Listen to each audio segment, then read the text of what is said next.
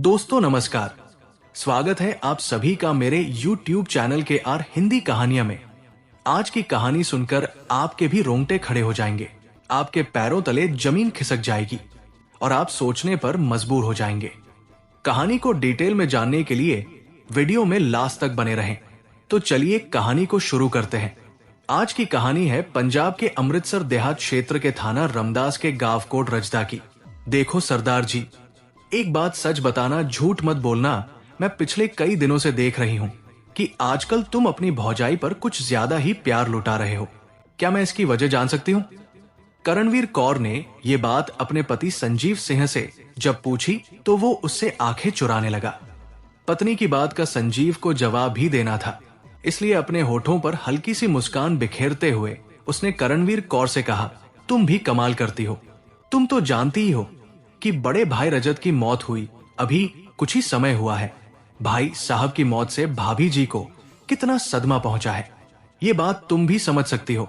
मैं बस उन्हें उस सदमे से बाहर निकालने की कोशिश कर रहा हूं। और फिर भाई साहब के दोनों बच्चे मनप्रीत सिंह हैं और गुरप्रीत सिंह भी अभी काफी छोटे हैं। संजीव अपनी पत्नी को प्यार से राजी कहकर बुलाता था। हाँ, ये बात तुम्हें अच्छी तरह समझ सकती हूं, पर कोई ऐसे तो नहीं करता जैसे तुम कर रहे हो। तुम्हें यह भी याद रखना चाहिए कि अपना भी एक बेटा किरणजोत है। तुम अपनी बीवी बच्चे छोड़कर हर समय अपनी विधवा भाभी और उनके बच्चों का ही ख्याल रखोगे तो अपना घर कैसे चलेगा? करणवीर कौर बोली, मैं समझ सकता हूं और ये बात भी अच्छी तरह से जानता हूं कि मेरी लापरवाही में तुम घर को अच्छी तरह संभाल सकती हो। फिर अब कुछ ही दिनों की तो बात है, सब ठीक हो जाएगा, पति ने समझाया। कहने को तो ये बात यही खत्म हो गई थी, पर करणवीर कौर अच्छी तरह जानती थी कि अब आगे कुछ ठीक होने वाला नहीं है। इसलिए उसने मन ही मन फैसला कर लिया कि जहां तक संभव होगा वो अपने घर को बचाने की पूरी कोशिश करेगी। पंजाब के अमृतसर देहात क्षेत्र के थाना रमदास के गांव कोट रजदा के मूल निवासी तेज देव सिंह पत्नी के अलावा उनके 3 बेटे थे, प्रगट सिंह, रजत सिंह और संजीव सिंह। जयदेव सिंह ने समय रहते सभी बेटों की शादियां कर दी थी और तीनों भाइयों में जमीन का बंटवारा भी करके अपने फर्ज से मुक्ति पाली थी। अपने हिस्से की जमीन लेकर प्रगट सिंह ने अपना अलग मकान बना लिया था। रजत और संजीव अपने पुश्तैनी घर में माता पिता के साथ रहते थे। रजत सिंह की शादी मंजीत कौर के साथ हुई थी। उसके 2 बच्चे थे, 13 वर्षीय मनप्रीत सिंह और 12 वर्षीय गुरप्रीत सिंह। सन 2003 में संजीव सिंह की शादी खतराए निवासी करणवीर कौर के साथ हुई थी। शादी के बाद उनके घर किरणजोत सिंह ने जन्म लिया था। बच्चे के जन्म से दोनों पति पत्नी बड़े खुश थे। तीनों भाइयों की अपनी अलग अलग जमीनें थी। सब अपने अपने कामों और परिवारों में मस्त थे। सब कुछ ठीक ठाक चल रहा था कि 24 जून 2008 को रजत सिंह की दिल का दौरा पड़ने से मृत्यु हो गई। इसके बाद तो उसे घर पर दुखों का पहाड़ टूट पड़ा था। उसकी खेती आदि के काम कोई करने वाला नहीं था, क्योंकि उस समय बच्चे भी छोटे थे। तब भाई के खेतों के काम से लेकर उसके दोनों बच्चों की देखभाल का जिम्मा संजीव सिंह ने संभाल लिया था। अपनी विधवा भाभी मंजीत कौर से सहानुभूति रखने और उसकी मदद करते करते संजीव सिंह का झुकाव धीरे धीरे अपनी विधवा भाभी की ओर होने लगा। संजीव की पत्नी करणवीर कौर इन सब बातों से बेखबर नहीं थी। वो समय समय पर पति संजीव सिन्हा को उसकी अपनी घरेलू जिम्मेदारियां का एहसास दिलाती रहती थी, पर उसने इन बातों को लेकर कभी पति से क्लेश या लड़ाई झगड़ा नहीं किया था। वो हर मसले को प्यार और समझदारी से निपटाने के पक्ष में थी और यही बात उसके हक में नहीं रही। उसे जब इन सब बातों की समझ आई तब पानी फिर से ऊपर गुजर चुका था। उसका पति संजीव अब उसका नहीं रहा। वो कभी का अपनी विधवा भाभी मंजीत कौर की आगोश में जा चुका था। करणवीर कौर ने जब अपना घर उजड़ता देखा तब उसकी नींद टूटी और उसने इस रिश्ते का जमकर विरोध किया था। बाद में उसने इस मसले पर रिश्तेदारों से शिकायत भी की, पर कोई नतीजा नहीं निकला। इस पूरे मामले में करणवीर कौर की ये गलती रही कि उसने अपने पति पर विश्वास करते हुए समय रहते इन सब बातों का विरोध नहीं किया था। शायद उसे पति की वफादारी और अपनी समझ पर भरोसा था। बहरहाल उसका बसा बसाया घर टूट गया था। संजीव सिन्हा और करणवीर कौर के बीच तलाक हो गया था। ये सन 2013 की बात है, करणवीर कौर का संजीव सिंह से तलाक भले ही हो गया था, पर वो वही रहती रही। संजीव सिंह अपने 9 वर्षीय बेटे किरणजोत सिंह और अपने दोनों भतीजे मनप्रीत सिंह और गुरप्रीत सिंह के साथ मंजीत कौर के साथ रहने लगा था। भाभी के साथ रहने पर लोगों ने कुछ दिनों तक चर्चा जरूर की, पर बाद में सब शांत हो गए।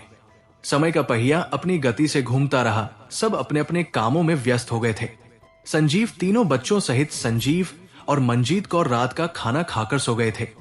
संजीव और मंजीत कौर कमरे के अंदर और तीनों बच्चे बाहर आने में सो रहे थे। बिस्तर पर लेटते ही संजीव को तो नींद आ गई थी, पर मंजीत कौर अपने बिस्तर पर लेटे लेटे ही टीवी पर कोई कार्यक्रम देख रही थी। कमरे की लाइट बंद थी, पर टीवी चलने के कारण उस कमरे में पर्याप्त रोशनी थी। रात के करीब 12 बजे का समय रहा होगा कि मंजीत कौर ने अपने कमरे में एक साया देखा। साया कमरे से बाहर की ओर निकल गया था। फिर अचानक मंजीत कौर की नजर कमरे में रखी हुई अलमारी पर पड़ी। अलमारी खुली हुई थी और पास ही सामान बिखरा पड़ा था। ये देखकर वो चौंक गई। घबराकर उसने पास में सोए पति संजीव को जगाया और अलमारी की ओर इशारा किया।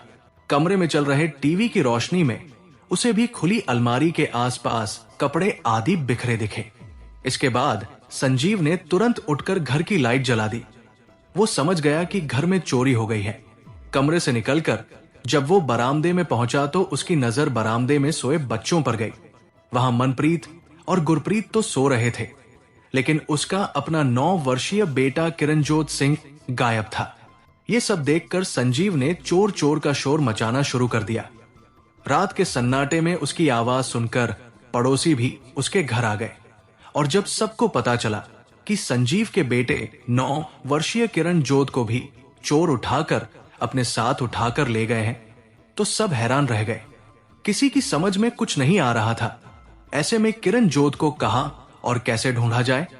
फिर भी समय व्यर्थ ना करते हुए सभी लोग रात में ही किरणजोत की तलाश में अलग अलग दिशाओं में निकल पड़े। पूरी रात किरणजोत की तलाश होती रही। लोगों ने गांव से लेकर मुख्य मार्ग तक भी छान मारा, पर वो कहीं नहीं मिला। पूरी रात बीत गई थी, पर किरणजोत का कुछ पता नहीं चला था। संजीव सिंह की पहली बीवी यानी किरणजोत को जन्म देने वाली मां करणवीर कौर को जब अपने बेटे की चोरी होने का पता चला तो रो रो कर उसने अपना बुरा हाल कर लिया था। किरणजोत को तलाश करते करते दिन निकल आया था। बच्चे के न मिलने पर सभी लोग निराश थे। कुछ देर बाद गांव के एक आदमी ने संजीव सिन्हा को आकर ये खबर दी, किरणजोत की लाश नहर किनारे पड़ी है। ये सुनते ही संजीव व अन्य लोग नहर किनारे भागकर पहुंचे तो वास्तव में वहां की किरणजोत की लाश मिली। कुछ ही देर में गांव के तमाम लोग नहर किनारे जमा हो गए। किसी ने पुलिस को भी खबर कर दी। सूचना मिलते ही थाना रमदास के थाना प्रभारी मनतेज सिंह पुलिस टीम के साथ घटनास्थल पर पहुंच गए। पुलिस ने बच्चे की लाश को अपने कब्जे में लेकर जरूरी कार्यवाही करके पोस्टमार्टम के लिए सिविल अस्पताल भेज दी और भादंवी की धारा 302 के तहत अज्ञात लोगों के खिलाफ मुकदमा दर्ज कर लिया। मुकदमा दर्ज होने के बाद मनतेज सिंह ने संजीव सिंह के घर का मुआयना किया। संजीव सिंह से बात करने के बाद पता चला कि उसके घर का कोई सामान चोरी नहीं हुआ था। इससे यही पता लगा कि वारदात को चोरी का रूप देने की कोशिश की गई है। पुलिस को यह भी पता चला कि कमरे में कोई साया होने की बात सबसे पहले संजीव सिंह की पत्नी मंजीत कौर ने बताई थी। इसलिए थाना प्रभारी ने मंजीत कौर के ही बयान लिए।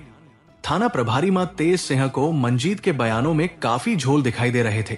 ये बात भी उन्हें हजम नहीं हो रही थी कि कमरे में जागते और टीवी देखते हुए कैसे चोर की हिम्मत हो गई कि वो चोरी करने के साथ साथ बच्चे को भी उठाकर अपने साथ ले गया।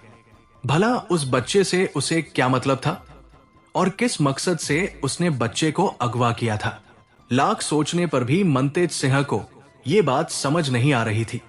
तब थाना प्रभारी ने अपने कुछ विश्वास पात्र लोगों को सच्चाई का पता करने पर लगाया। इस बीच अस्पताल में किरणजोत के पोस्टमार्टम के समय उसकी मां करणवीर कौर ने खूब हंगामा खड़ा किया। उसने अपनी जेठानी मंजीत कौर पर आरोप लगाते हुए कहा कि किरणजोत की हत्या के पीछे मंजीत कौर का ही हाथ है, क्योंकि वो उसे अपना सौतेला बेटा मानती थी।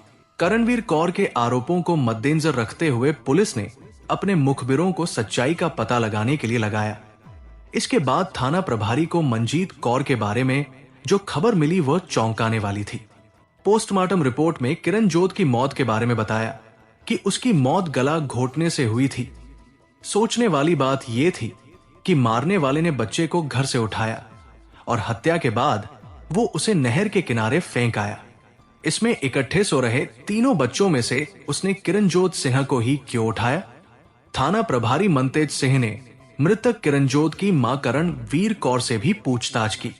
करणवीर कौर ने बताया कि 10 साल पहले उसका विवाह संजीव सिन्हा के साथ हुआ था। उसके जेठ रजत सिन्हा की मौत हो जाने के बाद उसके पति संजीव सिन्हा के उसकी जेठानी मंजीत कौर से अवैध संबंध हो गए थे। इस कारण उसने अपने पति को तलाक दे दिया और दूसरा विवाह कर लिया। उसके पति संजीव सिंह ने भी उसकी जेठानी के साथ शादी कर ली थी। शादी के बाद ना तो उसकी जेठानी उसके बेटे किरणजोत से मिलने देती थी और ना ही वो उसे पसंद करती थी। उसे पूरा यकीन है कि उसके बेटे की हत्या मंजीत कौर ने ही करवाई है। थाना प्रभारी ने महिला हवलदार सुरजीत कौर को भेजकर मंजीत कौर को पूछताछ के लिए थाने बुला लिया।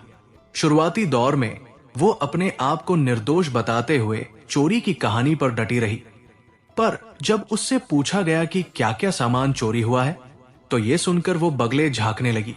थोड़ी सख्ती करने पर उसने अपना जुर्म स्वीकार करते हुए कहा कि उसी ने किरणजोत की गला घोटकर हत्या की थी और लाश को गोद में उठाकर नहर किनारे फेंक आई। फिर आधी रात को अपने पति संजीव को जगाकर चोरी वाली कहानी सुनाई थी। इसकी वजह यह थी कि मंजीत कौर को संजीव और किरणजोत के बीच का प्यार खलता था। वो नहीं चाहती थी कि उसके दोनों बेटों के अलावा उसका पति संजीव अपनी पहली बीवी से हुए बेटे किरणजोत के साथ कोई भी रिश्ता रखे। पिता का यही प्यार बेटे की मौत का कारण बन गया। दरअसल संजीव सिंह तीनों बच्चों से तो प्यार करता था, पर वो सबसे अधिक अपने किरणजोत को चाहता था। पति के इस प्यार की वजह से मंजीत कौर को यह भ्रम हो गया था कि संजीव सिन्हा किरणजोत के बड़े होने पर अपनी सारी जायदाद उसी के नाम कर देगा। ऐसे में उसके पैदा किए बच्चे दाने दाने को मोहताज हो जाएंगे, जबकि संजीव के मन में ऐसी कोई बात नहीं थी।